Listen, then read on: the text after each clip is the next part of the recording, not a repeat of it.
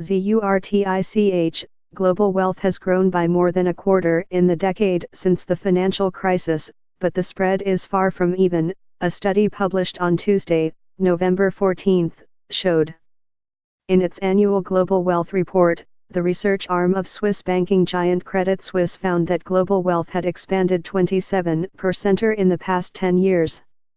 And between mid-2016 and mid-2017, global wealth grew by 6.4%, its fastest pace in 5 years, allowing the mean wealth per adult to reach a record high, the study showed.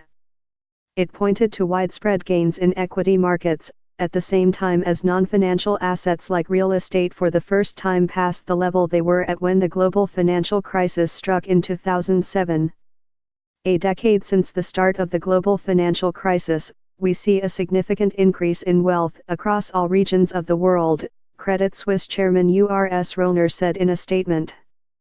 But while wealth grew worldwide, some obviously benefited more than others. Today, less than 10% of the global population owns 86% of the global wealth.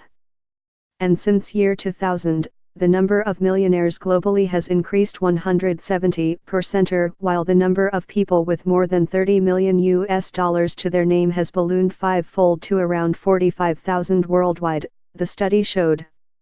At the same time, the Credit Suisse report detailed how so-called millennials are facing far more adverse market conditions than previous generations, which will most likely limit their wealth-acquiring prospects.